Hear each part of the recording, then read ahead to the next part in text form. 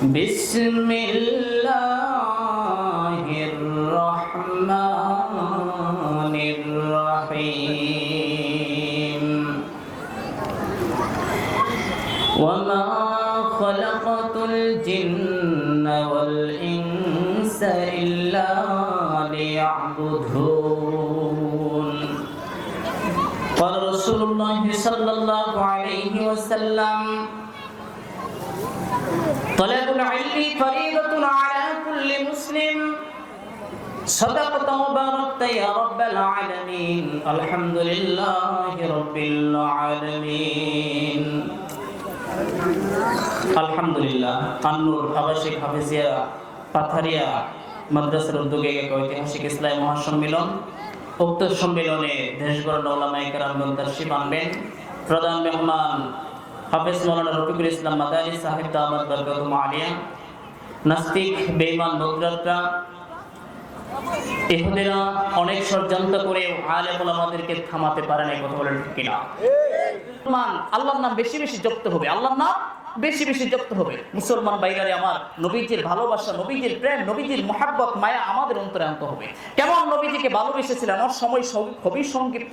আমি এই মাদ্রাসার ছাত্র, আমি এখান থেকে হ্যাঁ শেষ করেছি, আমি লজিং খেয়েছি মুতাহার মাস্টার সাহেব। এই এলাকাটা অত্যন্ত ভালো, আমি শুধু শেরপুরে সেটেল আছি, ওখান থেকে এসে সারা বাংলাদেশের কথা বলি। আলহামদুলিল্লাহ পড়েন, এটা আপনাদের মাদ্রাসার গর্ব, আলহামদুলিল্লাহ পড়েন। মুসলমান ভাইরারে আমার কথা বলতেছিলাম, হযরতে খাদিজা রাদিয়াল্লাহু তাআলা আনহা নবীকে কেমন ভালোবাসতেন, কেমন ভালোবাসতেন।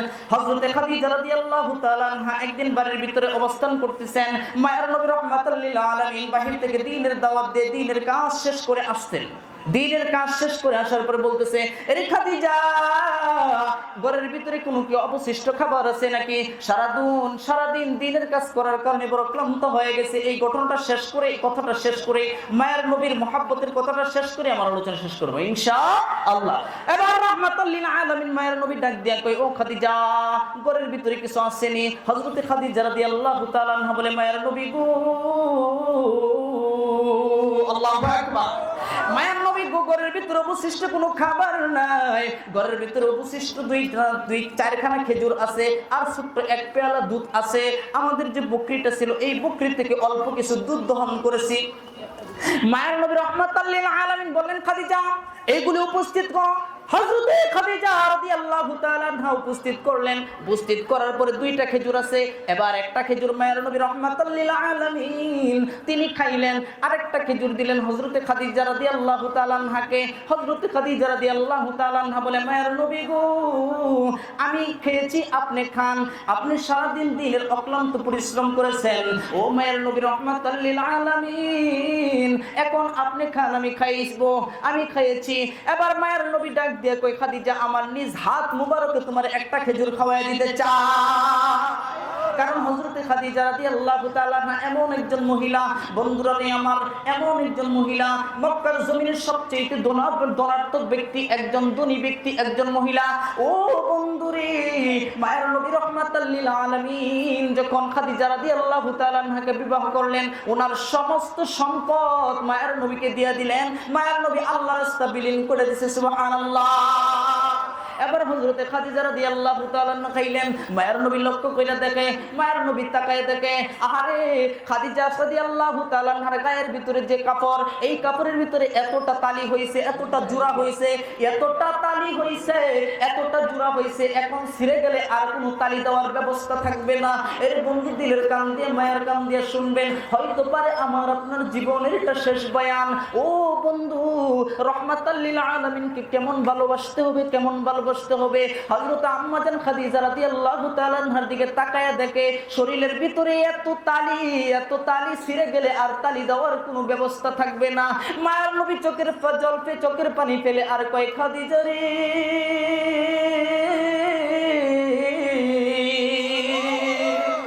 হযরতে খাদিজা রে কই, এ খাদিজা, তুমি তো 40 মনের অধিক স্বর্ণের অধিকারীর মালিক, আমার কাছে বিবাহ করছো। এরে খাদিজা, একটা দিন জিজ্ঞেস করলে না আমি এই সম্পদগুলি কোন কোন কাজে ব্যয় করছি?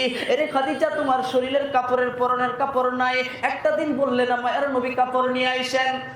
এই কথাটা বলতেছি আম্মা জানরা যারা শুনতেছেন, ও মা বোনেরা যারা শুনতেছেন কথাটা, আমাদের স্বামীদের পকেটে যখন টাকা থাকে না, আমরা স্বামীদেরকে জবরদস্তি করি, আমার এই শাড়ি আইনা দিবেন, আমার এই গহনা আইনা দিবেন, আমার এই আইনা দিবেন, সেই আইনা দিবেন। ও মা বোনেরা একটু লক্ষ্য করে খেয়াল করে শুনবেন, আম্মা জান খাদিজা রাদিয়াল্লাহু তাআলা আনহার কাছ থেকে কিছু উপদেশ নেওয়া যায় কিনা। মায়ের নবী বলতেছেন, খাদিজা রে, একটা দিন তো কাপড়ের কথা বললা না, একটা দিন তো তুমি ভালো খাবারের কথা বললা না। হযরতে খাদিজা ডাক দিয়ে কই, মায়ের নবী গো, হযরতে খাদিজা কয়, মায়ের নবী এখন আমি জানি আপনার কাছে টাকা নাই। আল্লাহু আকবার। এখন আমি জানি এই সময়ের ভিতরে আপনার কাছে টাকা নাই। এখন যদি আমি আপনারে খাবারের জন্য, কাপড়ের জন্য প্রেসার দেই, আপনি কষ্ট পাইবেন। ও গো মায়ের নবী গো, আমি খাদিজার জীবন চলে গেলেও আপনার এক মুহূর্তের জন্য কষ্ট দিতে পারবো না। এই হইল নবীজির প্রেম, এই হইল নবীজির ভালোবাসা। কথা বুঝে এসেছে। এখন বর্তমান সময়ে নবীজিকে গালি দেয়, মুসলমান বসে বসে চাষটালে বিড়ি খায়, আর চাষটালে বৈশা বৈশা ঠ্যাং লাগায়, আর কয় মুল্লাদের এই দেশটারে খায়া ফেলাইছে, নাউজুবিল্লাহ করেন। আবার এমন এমন কথা বলে যে কথা সে জান্নাতে মনে হয় চইলা গেছে। আরে আমি আপনার জান্নাতের গ্রামও পাবেন না। নবীজিকে যারা অপমান করে, নবীকে কটূক্তি করে, নবীজির বিরুদ্ধে আচরণ করে, কোন মুসলমান বাড়ির ভিতরে বসে বসে তাসবিহ টানলে সে জান্নাতে যাইতে পারবে না। কথা বলেন ঠিক কিনা? নবীর বিরুদ্ধে, বাতিলদের বিরুদ্ধে দাঁড়াইতে হবে, বাতিল হুঙ্কার দিতে হবে। ইহুদি নাসারা বিদ্যাদের কাছে মাথা নত করা যাবে না। মুসলমান সিংহের জাতি। কথা বলেন ঠিক কিনা? এই জন্য আলেমদের কাছে যারা ভালোবাসে না, সে বুঝুক বা না বুঝুক সমস্যা নাই। আপনার ঠিক বললেও ঠিক, না বললেও ঠিক। আলেম আছে, থাকবে। নাস্তিক ছিল না, থাকবে না। কথা বলে ঠিক কিনা? এই দেশ বাংলাদেশ আলেমদের দেশ, আলেমদের নেতৃত্বে চলবে। কোথা থেকে চামচা দাঁড়ায় প্রস্তাব করে দেশের পরিচালনা করতে পারে না। কথা বলেন ঠিক কিনা? আলেমদের হাতে তুলে দেন, এই দেশে প্রত্যেকটা ঘরে শান্তি ফিরে আসবে। কোনো মেয়ে কোনো স্বামীর উপরে জুলুম করতে পারবে না, রাস্তাঘাটে কোনো মেয়ে উলঙ্গ হয়ে ঘুরতে পারবে না। কথা বলেন ঠিক কিনা? মুসলমান ভাইরা, আমার কথা বলতেছিলাম, সময় সংক্ষিপ্ত। হযরতে খাদিজা রাদিয়াল্লাহু তাআলা আনহা বলে, ও গো মায়ার নবী, ও রাহমাতাল লিল আলামিন, আমি জানি আপনার কাছে এখন টাকা নাই, এই জন্য বলি নাই। ও মায়ার নবী, আপনার কাছে তিনটা জিনিস চাই, দিবেন নি? আল্লাহু আকবার। হযরতে খাদিজা কয়, রাসূল গো, আপনার কাছে তিনটা জিনিস চাই, দিবেন? হযরতে খাদিজা রাদিয়াল্লাহু তাআলা আনহা কয়, ও নবীজি তিনটা জিনিস দিবেন নি? এক নবীজি কয়, তিনটা জিনিস অবশ্যই দিব, যদি দেওয়ার মতো হয়। এবার এক নাম্বার সংক্ষেপে বলতেছি। হযরতে খাদিজা ডাক দিয়া কয়, রাসূল গো, এক নাম্বার হইল, এক নাম্বার, আমি যেদিন মারা যাইব গো নবীজি, আপনার জুব্বা মুবারকটা দিয়া কি আমার দাফনের ব্যবস্থা করবেন? হযরতে খাদিজা কান্দে আর কই, ইয়া রাসূলুল্লাহ, ইয়া হাবিবাল্লাহ,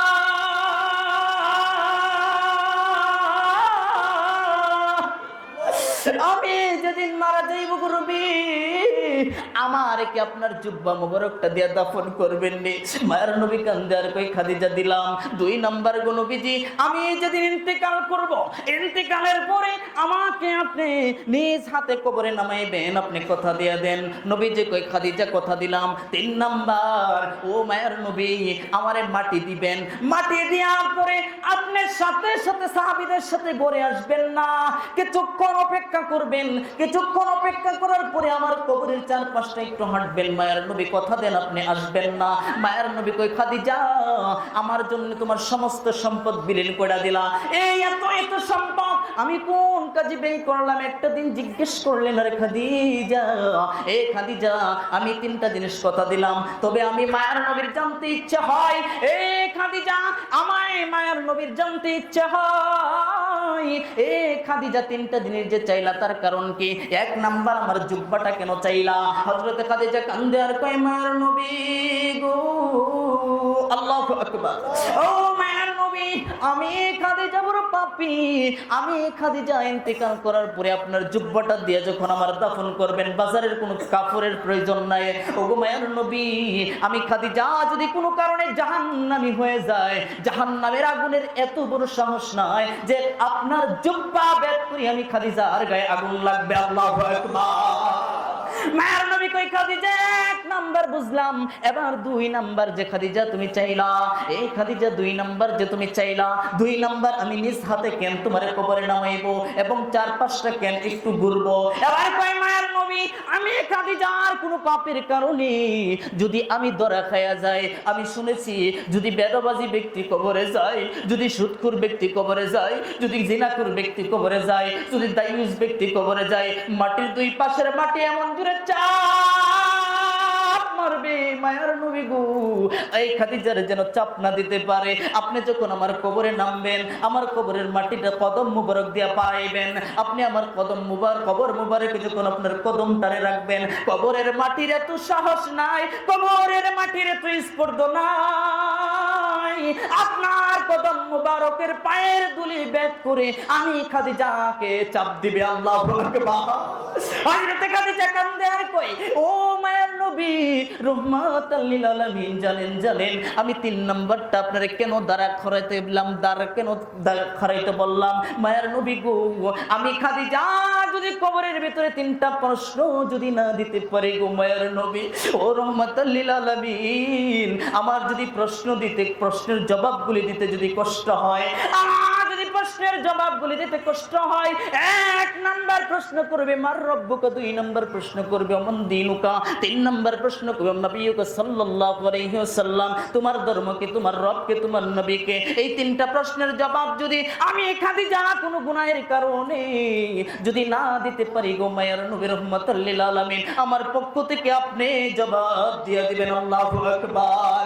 এবার মায়ের নবী রাহমাতুল লিল আলামিন হযরত খাদিজাতুল কুবরা রাদিয়াল্লাহু তাআলা আনহাকে দাফন করলেন। দাফন করার পরে ও বন্ধু, আমাদের প্রত্যেকটা মৃত ব্যক্তিদের মাথাগুলি, চেহারা মোবারক কিবলার দিকে ঘুরাই, কথা বলেন ঠিক কিনা? কিবলার দিকে ঘুরাইনি, কিবলার দিকে ঘুরাই। মায়ের নবী নিজ হাত মোবারক দিয়া, মায়ের নবী নিজ হাত মোবারক দিয়া খাদিজা রাদিয়াল্লাহু তাআলা আনহার চেহারাটা কিবলার দিকে ঘুরাইতে চায়, বারবার শুধু আসমানের দিকে ঘুরে। আল্লাহু আকবার। নবীজি বারবার ঘুরাইতে চায়, আবার আসমানের দিকে কিবলাটার ঘুরে পড়ে মায়ের নবী টেনশনে পড়ে গেলেন। আল্লাহ তাআলা ডাক দেয়া কোন, ও জিবরাইল, আল্লাহু আকবার, ও জিবরাইল, যা আমার বন্ধুর কাছে বার্তা নিয়ে যা, আমার বন্ধুর কাছে বার্তা নিয়ে যা, আমার বন্ধু রাহমাতাল লিল আলামিনরে স্পষ্ট জানায়া দে, আপনার খাদিজা যে 3টা প্রশ্ন আপনার কাছে রাখছিল, ও মায়ের নবী, এই 3টা প্রশ্নের সাথে আপনি একমত না, আমি আসমানের মালিক একমত। আর আপনার খাদিজার চেহারাটা কিবলার দিকে ঘুরে না, টেনশন করবেন না মায়ের নবী, আমি খাদিজাকে ভালোবাসি, খাদিজার চেহারাটা আসমানের দিকে থাকবে, আমি আল্লাহ তাআলা ওই আসমান থেকে খাদিজাকে সরাসরি দেখবো। আল্লাহু আকবার। মুসলমান ভাইরা আমার, এই জন্য নবীজির প্রেম, নবীজির ভালোবাসা। এখন নবীজির ভালোবাসা কতক্ষণ? যতক্ষণ জান আর মাল হেফাজত থাকে। জান আর মাল খরচ করবেন না কখনো। আমাদের উলামায়ে কেরাম যদি ডাক দেয় কখনো যাবেন না, বাড়িতে বসে বসে আলাপ করবেন। এর নাম মুসলমান না। আল্লাহ রাস্তা, জীবন, জান, প্রাণ সমস্ত কিছু দিয়ে মুমিনের প্রমাণ করতে হবে, কথা বলে ঠিক কিনা? আর এখন থেকে গোটা বিশ্বের ভিতরে জানাই দিতে চায়, আর কোন মুসলিম আলেম, আর কোন আলেম নির্যাতিত হবে না, কথা বলেন ঠিক কিনা? হেফাজতের প্রত্যেকটা আলেমের বেকসুর খালাস দিতে হবে, কথা বলেন ঠিক কিনা? এখন বাংলাদেশ মুসলমানের দেশে পরিণত হয়ে গেছে, আলহামদুলিল্লাহ। পড়েন, আপনারা দান দিয়া দেশ চালাইছেন, নৌকা দিয়া দেশ চালাইছেন, আবার নৌকা হুন্না দাও গেছে, ভিসা দাও গেছে, যে হিন্দা গেছে হিন্দাও গেছে, যে হিন্দা না গেছে এ হিন্দাও নিছেন, সব দিয়ে দেশ চালানো শেষ। একটাবার সংসদে আল্লাহর কোরআনকে দায়ী করেন, একটাবার সংসদে আল্লাহর কোরআনকে যাইতে দেন। আল্লাহর কসম করে বলি, বাংলাদেশের 20 কোটি মানুষের ঘরে ঘরে শান্তি পৌঁছে যাবে, কথা বলেন ঠিক কিনা? এই জন্যে দেখবেন হারাম খাবারওয়ালা, হারাম ব্যক্তি, হারাম যারা খায়, হারাম, এই হারামখোর ব্যক্তিদের ঘরে শান্তি নাই। যারা হারাম টাকাতে হজ করে এদের জীবন পরিবর্তন হয় না, যারা হারাম টাকাতে হজ করে এদের জীবন পরিবর্তন হয় না। আমি সঙ্গীতটা বলতেছিলাম, সঙ্গীতটা শেষ করবো ইনশাআল্লাহ। আপনারা জোরে জোরে ঠিক বেঠিক বলবেন তো ইনশাআল্লাহ? ভয় পান না তো? আর চিল্লাবেন নারে তাকবীর, আল্লাহ কবুল করুন, নারে তাকবীর, আল্লাহ তাআলা কবুল করুন। আজ দুঃখ রাখবো কোথায়, রাখার জায়গা নাই। বাইরে, আজ দুঃখ রাখবো কোথায় রাখার জায়গা নাই, আমাদেরই কপালেতে শান্তি বুঝি না হয় বাইরে, আমাদেরই কপালেতে শান্তি বুঝি নাই। আজ দুঃখ রাখবো কোথায় রাখার জায়গা নাই বাইরে, আজ দুঃখ রাখবো কোথায় রাখার জায়গা নাই, আমাদেরই কপালেতে শান্তি বুঝি না হয় বাইরে, আমাদেরই কপালেতে শান্তি বুঝি নাই। 5 ওয়াক্ত নামাজ পড়ে কপালে তার দাগ, মক্কাতে যাই নামের আগে লাগাই হাজি সাপ বাইরে। কথা কয় না, কথা কয় না, কথা কয় না, কথা কয় না, জুড়ে বলেন না, ঠিক জুড়ে বলেন না। 5 ওয়াক্ত নামাজ পড়ে কপালে তার দাগ, মক্কাতে যাই নামের আগে লাগাই হাজি সাপ বাইরে, চাষটালে বৈশা হাজি টেলিভিশন চাই বাইরে, চাষটালে বৈশা হাজি টেলিভিশন চাই, হিন্দি গালের তালে তালে পা দুটি নাচা হয় বাইরে, হিন্দি গালের তালে তালে পা দুটি নাচায়, আমাদেরই কপালেতে শান্তি বুঝি না হয় বাইরে, আমাদেরই কপালেতে শান্তি বুঝি নাই। সুদে ঘুষে জীবন চালাই করে দুর্নীতি, এমন লোক হয় যদি মসজিদের সভাপতি। সুদে ঘুষে জীবন চালাই করে দুর্নীতি, এমন লোক হয় যদি মাদ্রাসার সভাপতি। উচিত কথা কইতে গেলে মোল্লার চাকরি নাই বাইরে, উচিত কথা কইতে গেলে মোল্লার চাকরি নাই, আমাদের কপালেতে শান্তি বুঝি নাই বাইরে, আমাদের কপালেতে শান্তি বুঝি নাই, আমাদের কপালেতে শান্তি বুঝি নাই।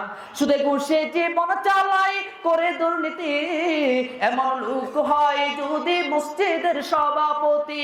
উচিত কথা কইতে গেলে মোল্লার চাকরি নাই বাইরে, উচিত কথা কইতে গেলে মোল্লার চাকরি নাই, আমাদের কপালেতে শান্তি বুঝি নাই বাইরে, আমাদের কপালেতে শান্তি বুঝি নাই। সমাজেতে অসঙ্গতি, গায়ের জুড়ে বিচারপতি, ঘুষেরই কারবার। সমাজেতে অসঙ্গতি, গায়ের জুড়ে বিচারপতি, সুদেরই কারবার বাইরে। 5 বছরের পুলায় যদি সামনে বিড়ি খাই বাইরে, 5 বছরের পুলায় যদি সামনে বিড়ি খাই বাইরে, 5 বছরের পুলায় যদি সামনে বিড়ি খাই, আমাদের কপালেতে শান্তি বুঝি না হয় বাইরে, আমাদের কপালেতে শান্তি বুঝি না। এই যে বিড়ি খাওয়ার যে একটা ধুম পড়ছে, একটা মুসলমানের মুখে কখনো বিড়ি শোভায় না। এই বিড়ি আগুন, এটা জাহান্নামের একটা নাকড়া। আর যে ব্যক্তি বিড়ি ধূমপান করে সেই ব্যক্তির মুখ কি হয়ে যায়, দুর্গন্ধ হয়ে যায়, ফেরেশতারা তার কাছে আসে না। যে ব্যক্তি বিড়ি খায় আবার নামাজও পড়ে, যে ব্যক্তি বিড়ি খায় সে ব্যক্তির মৃত্যুর সময় কালিমা নসিব হবে না, এটাই তার বাস্তব প্রমাণ। কথা ঠিক কিনা? আর মেসোহাক করতে হবে। কি করতে হবে ভাই? আল্লাহর নবীর সাহাবীরা একটা যুদ্ধের ভিতরে ময়দানে গেলেন। যুদ্ধের ভিতরে যাওয়ার পরে দেখতেছেন সাহাবায়ে কেরাম বিজয় লাভ করতে পারতেছেন না। আমির সব ডাক দিয়ে বলতেছেন, আরে আমাদের কি কোনো আমলের ঘাটতি হয়ে গেল কিনা? তখন বলতেছেন, আমাদের একটা আমলের ঘাটতি, সেটা হইলো আমরা মেসোয়াক করতে পারতেছি না পানির স্বল্পতার কারণে। এবার আমির সব ডাক দিয়ে বললেন, সাহাবী ডাক দিয়ে বলতেছেন, খবরদার তোমরা কি করো, মেসোয়াক করো, মেসোয়াক করো। যদি কুলি নাও করতে পারো, দরকার হইলে তায়াম্মুম করে নামাজ পড়ো, তবুও নবীজির সুন্নতকে দায়েম এবং কায়েম রাখো। আল্লাহু আকবার। সাহাবায়ে কেরাম তরবারি নিয়ে খেজুর গাছের দিকে দৌড় দিছে। খেজুর গাছের দিকে দৌড় দেওয়ার পরে যখন তাজা তাজা খেজুরের গাছগুলি কাটতেছে আর ডুমাইতেছে, সাহাবায়ে কেরাম মুখে যখন বসতেছেন, কাফেররা এই দৃশ্য দূর থেকে দেখতেছেন। আহারে, মুসলমানের এত ক্ষুধা লাগছে, নগদ খেজুর গাছ এরা খায়া ফেলাইতেছে, এদের সাথে যুদ্ধ করা যাবে না। আল্লাহ তাআলা এই মেসওয়াকের বদলতে ওই যুদ্ধ, মেসওয়াকের বিজয় দান করতে সুবহানাল্লাহ। তাহলে মেসওয়াকের প্রয়োজন আছে না নাই? মেসওয়াকের প্রয়োজন আছে। এখনকার বেশিরভাগ মানুষ নামাজ পড়ে না, বেশিরভাগ মানুষ নামাজ পড়ে না, সুদের সাথে জড়িত, ঘুষের সাথে জড়িত। কারণ এদের জন্ম বৈধ না, এদের জন্মটা বৈধ না। এদের জন্মটা কিনা ভাই বৈধ না। এখন বলতে পারেন মুসলমান, বাবা মুসলমান, দাদা মুসলমান, 14 গোষ্ঠী মুসলমান, এর জন্মটা বৈধ হয়, অবৈধ হয় কেমনে? আমি আপনার বুঝাই দিতেছি, এর জন্মটা কিভাবে বৈধ হয় না, অবৈধ হয়। আর অবৈধ সন্তানের দ্বারাতে কখনো ইসলাম কায়েম করা সম্ভব না, মুসলমানের পক্ষে কথা বলা সম্ভব না, মুসলমানের সাথে ওই সবসময় বিয়াদবি করে কথা বলে, ঠিক কিনা? দেখবেন বাংলাদেশের যত মুসলমান কুলাঙ্গার আছে, একটার জন্ম বৈধ নয়, কথা বলে ঠিক কিনা? এটা আমার কথা না, ইমামুল আজম আবু হানিফা রহমাতুল্লাহি আলাই একটা কিতাবের ভিতরে মসনদ একটা কিতাবের মাসআলা নিয়ে রিসার্চ করতেছেন একটা মাঠে ময়দানে, বেশ কিছু বড় বড় আলেম, তার মধ্যে বাচ্চারা কি করতেছেন, ফুটবল খেলতেছেন, হঠাৎ বলটা হুজুরদের কাছে যায় পড়লেন। এবার সমস্ত বাচ্চারা ভয় পাইতেছে, নাহারে এখানে বড় বড় হুজুর বসে রয়েছে, বলটা আনা যাবে না, বেয়াদবি হবে। আরেকটা বাচ্চা কাঁচা কুচা দিয়া কয়, হুজুরটা কি হয়েছে, হুজুর কি তাকিতে হয়েছে। সমাজে এরকম আছে না নাই যে হুজুর কি হয়েছে, মসজিদের ইমাম কি হয়েছে, ওরে আমার মানতে হইব, আমার টাকা আছে, শেষ, আমার টাকা আছে, আমার বাড়ি আছে, আমার গাড়ি আছে, ওই ওই বেটাকেটা এরকম আছে না নাই। হযরত ইমাম আবু হানিফা রাহমাতুল্লাহি আলাইহি বলেন, এই যে বাচ্চাটা বল নিয়ে গেল, ও আমার সাথী ভাইরা খবর নিয়ে দেখ, খবর নিয়ে দেখ, এই বাচ্চাটার জন্মটা অবৈধ থাকার কারণে সে আলেম ওলামাদেরকে সম্মান করতে পারে না।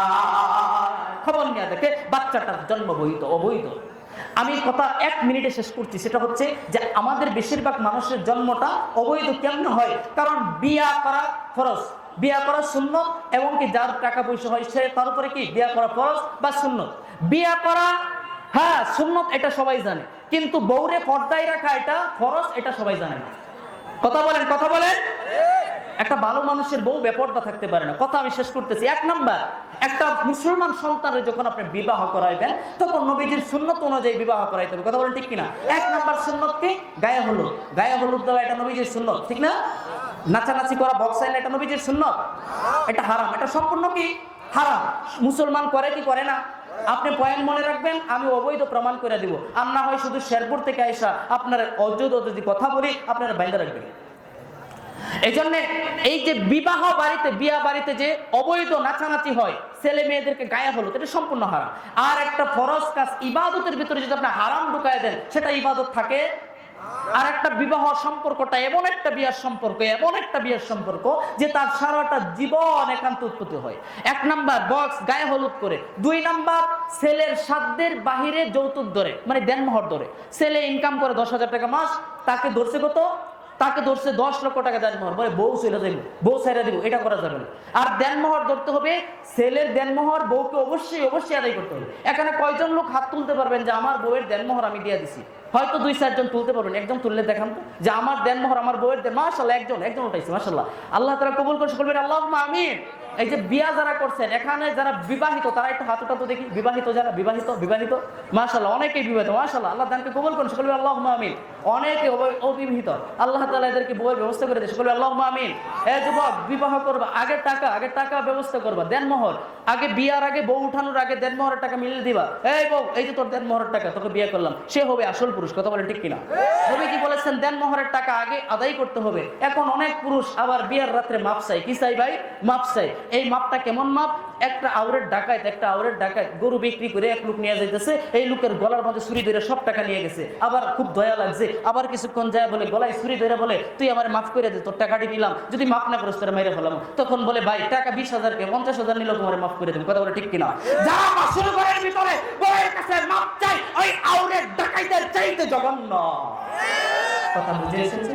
এই জন্য বউয়ের টাকা দেনমোহর আদায় করতে হবে। সংক্ষিপ্তে বলতেছি মুসলমান ভাইগারে আমার, এই বিবাহ বাড়িতে দেনমোহরের টাকা কমাইতে হবে। দেনমোহরের টাকা ছেলে যা শব্দ হয় তাই ধরবেন, গায়ে হলুদ করবেন না, এগুলো হারাম। 2 নাম্বার হচ্ছে মেয়েকে সবার সামনে গোসল দেওয়া হয়, মেয়েকে সবার সামনে উলঙ্গ করে গোসল, তো বা এটা গোপন জিনিস, তারপরে সমাজে দেওয়া হয় কি হয় না। একজন হাজির সাহেবের মেয়েও, অমুক হুজুরের মেয়েও বলতেছে সমাজের সাথে একত্রিত করতে হয়। সমাজের সাথে একত্রিত না, আমার আল্লাহ যদি খুশি থাকে, আল্লাহকে খুশি করতে চাই, সমাজ ছাড়তে হয় ছাড়বো, দেশ ছাড়তে হয় ছাড়বো, ফাঁসির মঞ্চে চলবো, তবু আল্লাহর সাথে শিরক করবো না। কথা বলে ঠিক কিনা। শিরক করা যাবে না। এই জন্য একটা বিয়া বাড়িতে যখন বক্স বাজে, গায়ে হলুদ হয়, দেনমোহরের টাকা বাধ্য করা হয়, এবং কি যৌতুক দেওয়া হয়, যৌতুক নেওয়া হয়, তখন বিয়াটার বিয়া থাকে না, এটা অন্য কিছু হয়ে যায়। অন্য কিছু হয়ে গেলে বিয়াটা হালাল মতো হয় না, সন্তানটাও হালাল জন্ম নেয় না। সন্তান জন্ম যদি নিতে চান, আলেম যদি বানাইতে চান, 1 নাম্বার বিয়ে বাড়িতে গায়ে হলুদ আমরা কেউ করব না। 2 নাম্বার বক্স বাজাবো, গান বাজাবো না। 3 নাম্বার ছেলের সাধ্য অনুযায়ী আমরা দেনমোহর ধরবো, এবং যৌতুক দিবেন না, যৌতুক নিবেন না। ওই ছেলে নিকৃষ্ট যে তার শ্বশুর বাড়ির থেকে যৌতুক আনে, ওই নিকৃষ্ট আর বিয়ে করার সময় হয় না, ওই যাতে বিয়ে করতে পারবে না। এই জন্য আমরা কেউ যৌতুক নিব, যুবক ভাইরা, কেউ যৌতুক নিব না, কেউ যৌতুক নিব না, যৌতুক দিব না। আল্লাহ তাআলা আমাদের সকলকে এই হালাল পন্থাগুলি আমাদেরকে মেনে চলার তৌফিক দেন, সকলে বলি আল্লাহুম্মা আমিন। আমি একটু সময় নিয়ে ফেলেছি, আপনাদের কষ্ট হয়েছে? ইনশাআল্লাহ তাআলা আলোচনা করতে গেলে অনেক, আমি যে কোরআনের আয়াতের কারিমা থেকে তেলাওয়াত করেছিলাম, ওমা খালাকাতুল জিন্না ওয়াল ইনসা ইল্লা লিয়াবুদুন, এই আয়াতের অর্থ আল্লাহ তাআলা সূরা জারিয়াতের এই আয়াতের ভিতরে জানায়া দিয়েছেন, আমি জিন ইনসান সৃষ্টি করেছি আমি রবের ইবাদত করার জন্য। দ্বিতীয়তে কারো ইবাদত করা চলবে না, দেওয়ানবাগি, অমুক বাগি, তমুক বাগি, সমস্ত মাজার ভেঙে গুড়িয়ে দিতে হবে, কথা বলেন ঠিক কিনা? কোনো মাজারে সিজদা দেওয়া যাবে না, বাংলাদেশে আর কোনো পীরের আস্তানা করা যাবে না, বাংলাদেশে কোনো বন্ডকে আর জায়গা দেওয়া যাবে না, কোনো চেয়ারম্যান, কোনো মেম্বার নাস্তিক চেয়ারম্যান মেম্বার সমাজে থাকতে পারবে, কথা বলেন ঠিক কিনা? যে চেয়ারম্যানের দাড়ি আছে 5 ওয়াক্ত নামাজ পড়ে তারে ভোট দিবেন, ঠিক আছে? যে 5 ওয়াক্ত নামাজ পড়ে না, যে দাড়ি নাই, ওরে ভোট দিবেন না, ওই চোর, ওই চুরি করবে, কারণ নবীজিকে ওই সবাই করছে, ওই মুসলমানের আকৃতি হইতে পারে না। আল্লাহ তাআলা আমাদের সকলকে সরল সঠিক পথে চলার তৌফিক দান করুন এবং আল্লাহ তাআলার বেশি বেশি ইবাদত করার তৌফিক দান করুন। এই যে